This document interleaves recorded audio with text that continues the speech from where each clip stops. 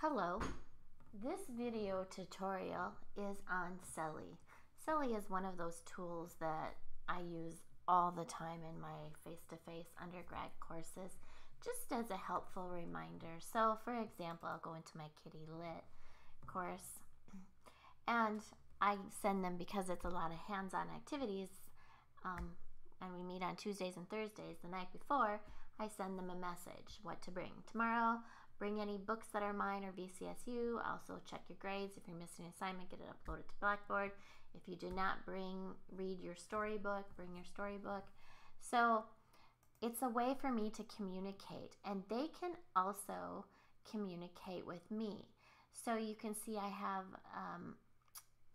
a message board going with Taylor, and we were just texting back and forth because they had a question. They know my cell phone because I give it out. I don't know their cell phone number. If I go into this again and I go into members, everything is kept very private. So in actuality, they wouldn't need to know my cell phone. I could have them strictly go by celly. And the nice thing is when someone sends me a celly from celly, it comes to both my email and my phone. And I can reply either by my phone or through my email.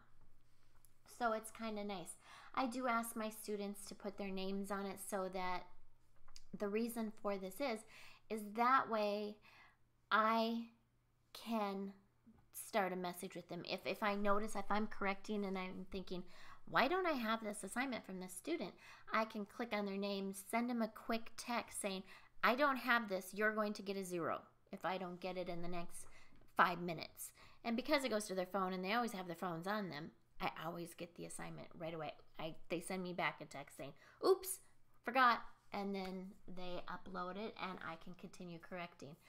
So I do ask them to give me their names. Don't have to give the names. I think there's one of these cells where some of them just forgot to, when I invite you, it'll ask you to give a username, and you can choose not to, and some of them have done that by accident, and then I have to have them re-sign up, and it's kind of a pain when you have to have them re-sign up. But overall, I love celly. Here we go, new user, and it gives them a number. So you could do it that way.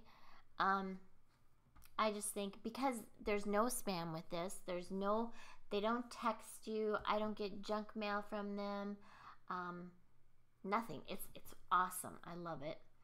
So there's actually one of the students, the grad students from last spring, is doing his research, action research on celly for his action research report. So I'm on his committee and I'm excited to see what he comes up with and what he finds. So there's lots of different ways to look at this and how you want it. I'm just going to show you quickly how to create a cell, since I need to create one for my grad class. So I'm going to click on Start New Cell, and I'm going to give it a name, and I'm going to title EDUC 675. Oops, EDUC. We'll go that way. EDUC 675. I wonder if I can do it this way. Yeah, 675, 2015. Okay, so there is the cover. I can design it. I can change the cover photo. I can upload a photo. I can choose something from the gallery. I'll make it be a flower. I can add it to a public directory. Never have done that. I can show advanced, and this is where I can kind of customize it. Anyone can join. I can require people who text to choose a username. I require that. That's where I want their first name, last initial. They don't need to give me their whole name. I can hide the member list so that only curators and administrators could see. That's probably a good idea, so that it is more restricted. If people try to join, what do you want to require to consider approving them? Maybe a username. Okay. And you can go through the username and you know who's in your group. Conversation, you can choose what you want for that. I usually just leave that one. Cell details, I'm just going to leave that also. And then I'm going to leave this too. So really the only one I do is the membership, and I make it more restricted, or I leave it open, anyone can join, because I've never had anyone public join it. So I'm going to start the cell. And there it is. So now I want to invite people, and there's different ways you can invite. I can do a shared link. Usually I do the text to join. So tell members in the USA to text at EDUC 675 2015 to this number.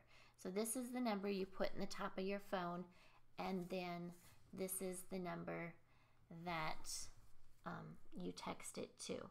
So I'm going to have you join EDUC 675 2015, and then on Friday I will send out a text, and that will show you kind of how this works.